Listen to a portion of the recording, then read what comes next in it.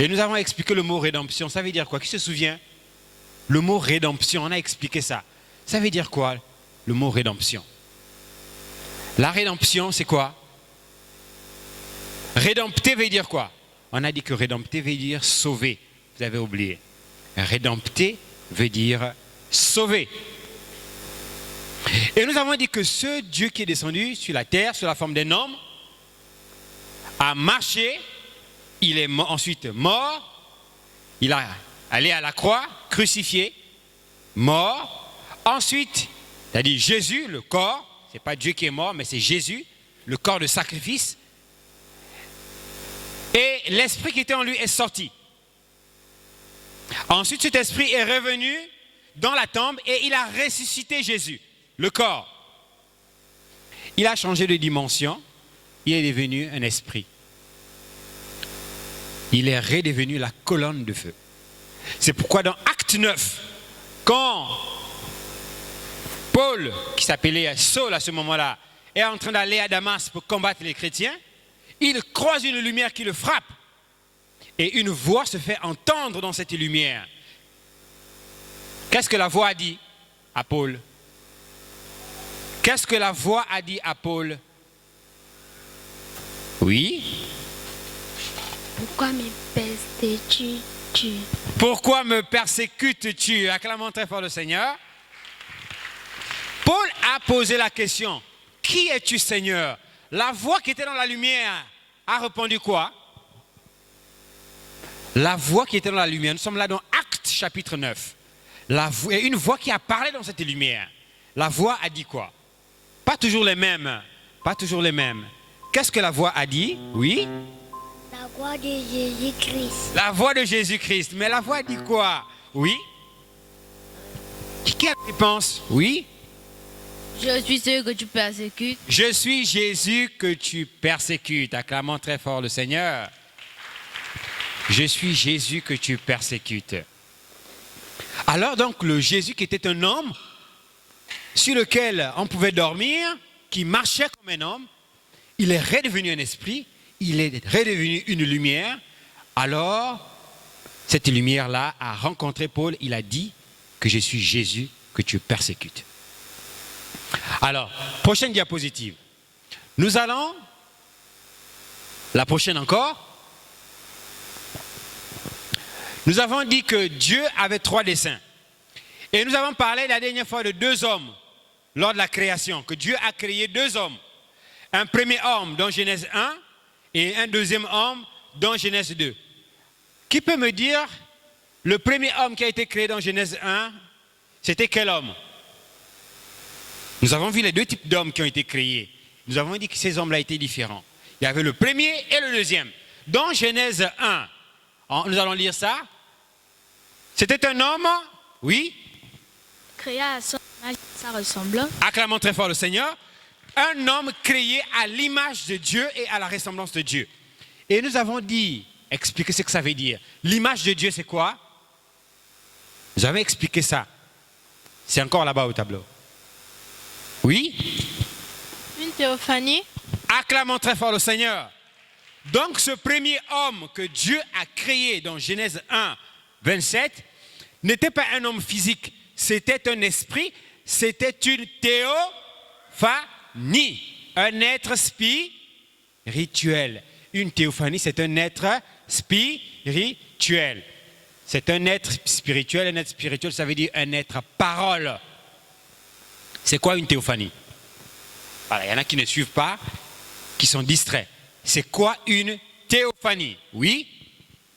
C'est un être spirituel. Un être spirituel, très bien. Quoi d'autre encore?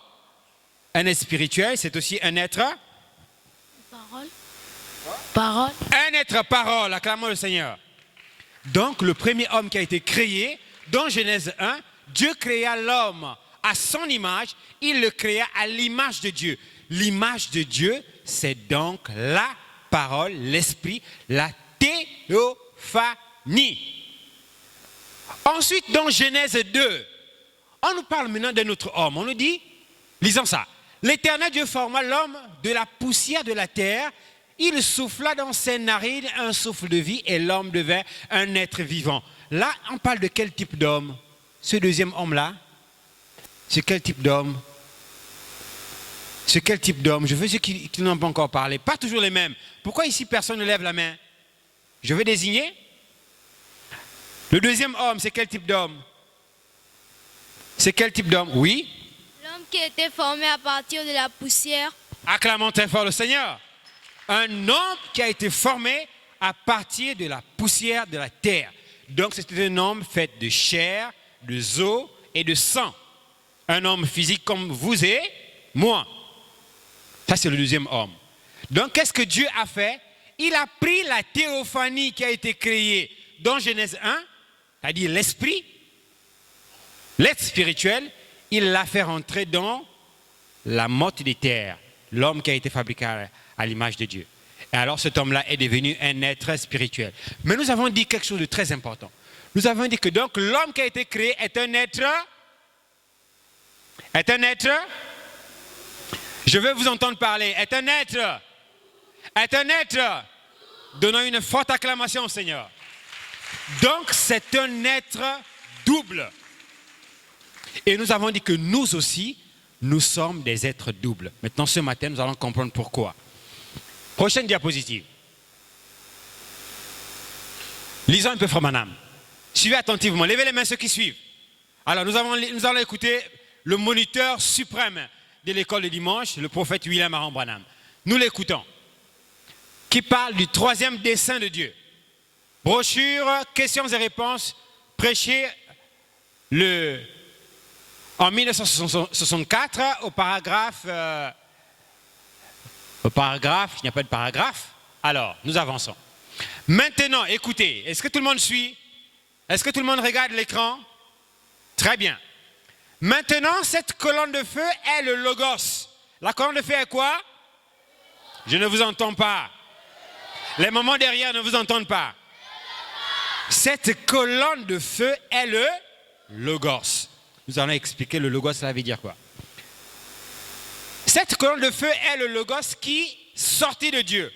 Le logos qui en fait est l'attribut de la plénitude de Dieu. On ne dort pas. C'est quoi le frère là qui est en train de dormir? Quand Dieu prit une forme dans laquelle il pouvait être vu, alors je pose la question, quelle est la forme que Dieu a prise pour qu'il puisse être vu? Ça, c'est une vraie question. Je veux voir qui a compris cet enseignement. Frère Branham dit que Dieu a pris une forme, Dieu, l'Esprit, a pris une forme pour que les hommes puissent le voir. Cette forme-là, c'était qui? Même ça aussi personne, tout le monde ne lève pas la main comment? Dieu a pris une forme pour que les hommes puissent le voir. Cette forme-là, c'était qui? L'homme. L'homme, mais cet homme-là, c'était qui? Cet homme-là, c'était qui?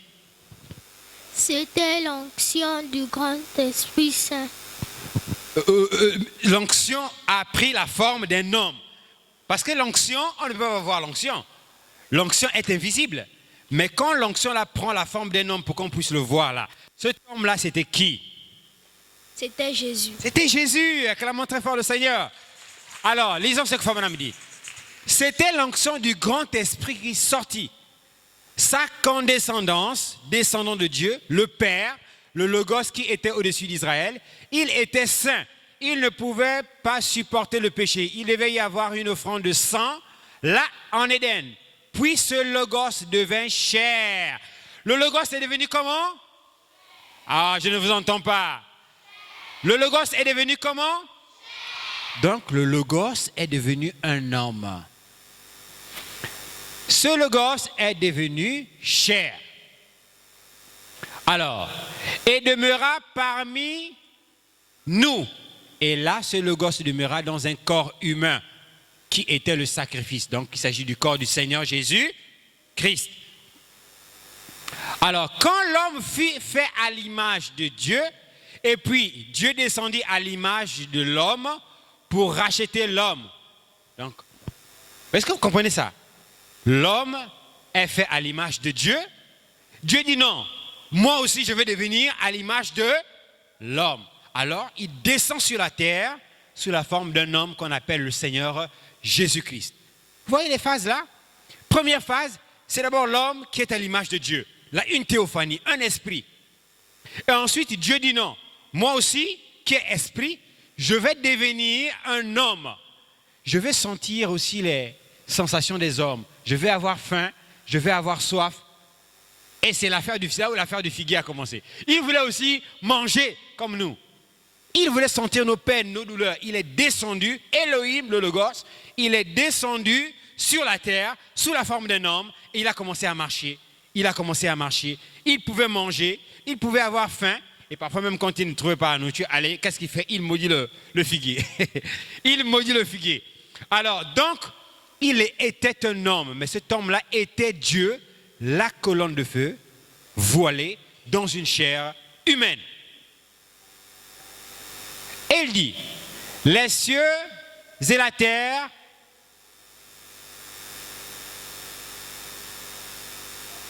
se serrèrent et s'embrassèrent. Dieu et l'homme s'embrassèrent comme paternité et filiation, comme Logos. Le Logos est devenu chair et a demeuré parmi nous. Jésus a dit, je suis venu de Dieu et je rentre à Dieu. Est-ce juste? Maintenant, je ne veux pas dire que Dieu a une droite. Dieu est un esprit. Mais à droite veut dire dans la puissance et l'autorité de Dieu. De sorte que tout au ciel est appelé d'après ce nom et est soumis à ce nom. Tout sur terre est appelé d'après ce nom et soumis à ce nom. Un nom au-dessus de tous les noms, Jésus-Christ. Maintenant, ce Logos qui était en lui, qui était l'Esprit de Dieu, l'onction, à travers la grâce sacrifiante du sang, a emmené plusieurs fils à Dieu, qui sont oints de ce même Logos. Est-ce que vous avez écouté ça? Le Logos a amené plusieurs fils à Dieu. Vous n'avez pas compris. Le Logos a amené combien de fils? Je veux vous entendre. Combien? Plusieurs fils. Prochaine diapositive. Brochure Jéhovah Jireh, prêché en 1956. Frère Branham dit, acclamons très fort le Seigneur. Le prophète dit, c'est la raison pour laquelle les gens ne pouvaient pas le comprendre. Des fois, c'était Christ qui parlait, plutôt c'était le Fils qui parlait. Des fois, c'était le Père qui parlait. Il était une personne double. Il était une personne comment? Je ne vous entends pas. Il était une personne double, dit Frère Branham. Il était une personne double. Il était un seul homme, le Fils, Dieu était dedans. Il tabernaclait en lui. Mais que fit-il? S'est-il mis à dire, je suis le guérisseur? Bien au contraire, il a dit, je ne suis pas le guérisseur. Il a dit, ce n'est pas moi qui fais les œuvres, c'est mon Père qui demeure en moi. Donc, celui qui faisait les œuvres en Jésus, c'était le Père. Prochaine diapositive. Nous allons avancer. Brochure la divinité de Jésus-Christ. Paragraphe 80. Acclamons très fort le Seigneur. Et cette même puissance, écoutez maintenant. Et cette même puissance, ce même Christ, alléluia. Oh, laissez ces fondamentalistes, laissez ces gens qui renient la puissance de Dieu dire qu'elle est fausse. Mais la même puissance, écoutez attentivement école du dimanche. Levez les mains, je veux voir ceux qui suivent la lecture. Écoutez ce qui va être dit. Écoutez ce que Frère Branham dit. Il dit, la même puissance qui a appelé le monde à l'existence se trouve dans ces gens qui ont le Saint-Esprit. Aïe, aïe, aïe, aïe, aïe, aïe, aïe, aïe, aïe, aïe, aïe, aïe. Soutenez les sœurs là-bas. Soutenez les sœurs. Alléluia.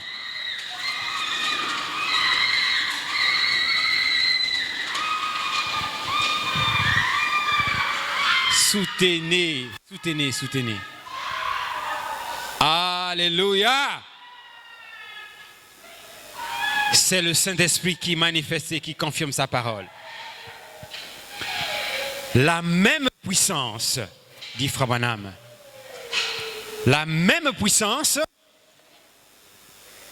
qui a appelé le monde à l'existence se trouve dans les gens qui ont le Saint-Esprit.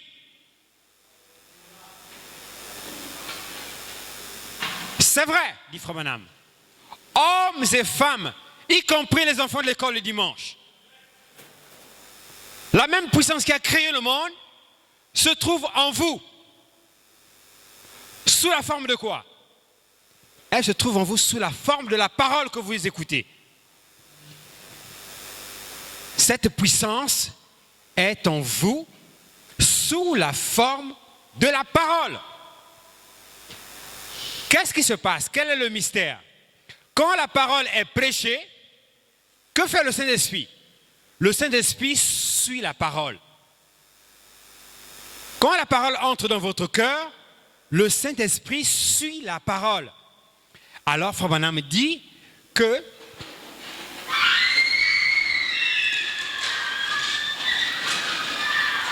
Alléluia.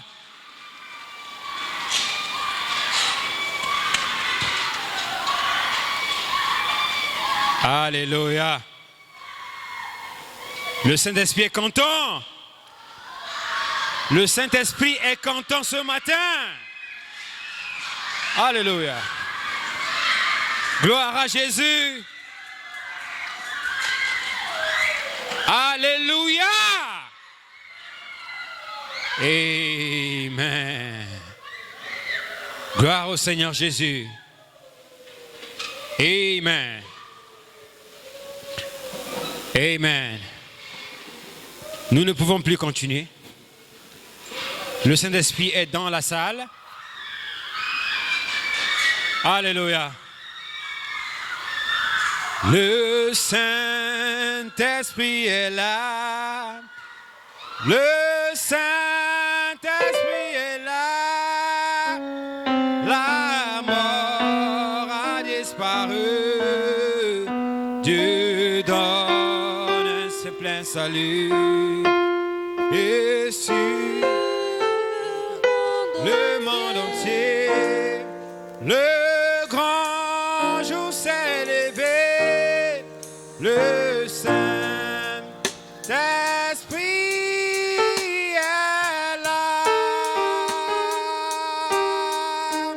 Le Saint-Esprit est là. Le Saint-Esprit. Lèvons nos mains vers le Seigneur.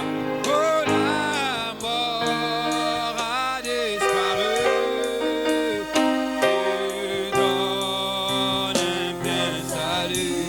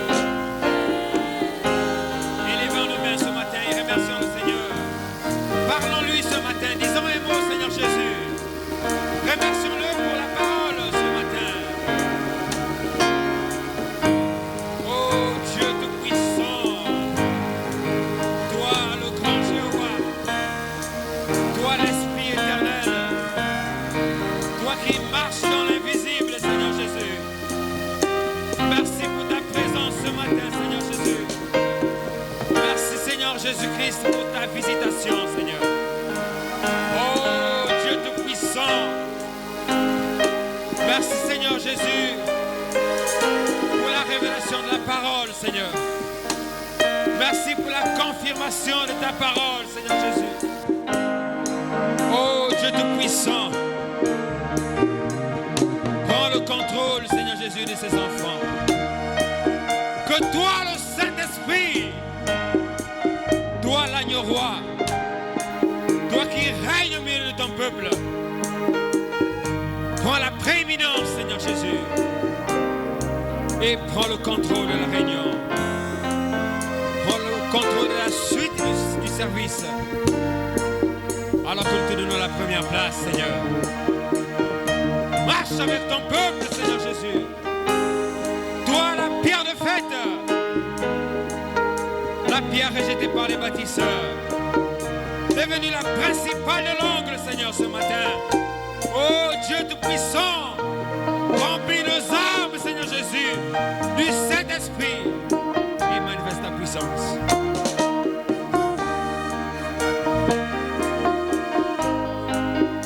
Merci, Seigneur, ce matin. Nous voulons, Seigneur Jésus-Christ, que le Saint-Esprit authentique puisse se manifester, Seigneur. Nous voulons, Seigneur, un véritable réveil. Un réveil de la Pentecôte, Seigneur Jésus. Nous chassons tout esprit d'imitation. Nous chassons tout esprit religieux. Au nom du Seigneur Jésus-Christ. Que toi, le Saint-Esprit, que tu manifestes dans ces enfants, Seigneur, le ministère de Jésus-Christ, que l'onction royale, Seigneur, l'onction authentique du Saint-Esprit puisse œuvrer au milieu de ces enfants. Que tout esprit d'imitation soit chassé au nom du Seigneur Jésus-Christ. Que tout esprit religieux soit chassé au nom du Seigneur Jésus-Christ. Oh Dieu Tout-Puissant, que le Saint-Esprit puisse se mouvoir et prendre place dans chaque cœur, Seigneur, afin d'amener chaque enfant à être soumis à ta parole, à être soumis à cette parole, Seigneur Jésus, afin que nous puissions, Seigneur, être des épîtres lues, Seigneur Jésus-Christ. Prends le contrôle, Seigneur Jésus, de chaque enfant de l'école le dimanche, qu'il soit sous l'emprise du Saint-Esprit, qu'il soit sous le contrôle de l'ange puissant, afin que ta présence, Seigneur Jésus, ne les quitte pas. Oh Dieu Tout-Puissant, que l'esprit de la prière, que l'esprit de la consécration, que la soif de la prière, que le désir de la consécration, de la méditation puisse gagner ces enfants, Seigneur Jésus. Que tu marches avec eux, Seigneur. Que tu les protèges, Seigneur Jésus. Que tu les gardes dans ta main puissante, Seigneur Jésus. Oh Dieu Tout-Puissant, que ton esprit les assiste. Que tu marches avec eux, même dans leur maison, Seigneur. Que cette onction ne les quitte pas. Qu'ils soient loin, Seigneur Jésus. Que dans ta présence ne les abandonne pas. Oh Dieu Tout-Puissant, nous les consacrons à toi, Seigneur, ce matin. Bénissons ton nom, Seigneur Jésus. Nous les remettons à toi, Seigneur. Sois loué, Seigneur, matin. Sois béni, Seigneur Jésus. Reçois la louange. Reçois les acclamations, Seigneur. Parce que tu es Dieu. Au nom du Seigneur Jésus-Christ. Nous te l'avons demandé. Pour ta seule gloire. Amen et amen et amen. Donnons une acclamation au Seigneur. Amen. Merci Seigneur Jésus pour ta présence. Nous allons chanter pour sortir, mais nous allons premièrement récolter les offrandes et nous allons chanter pour sortir. Alléluia.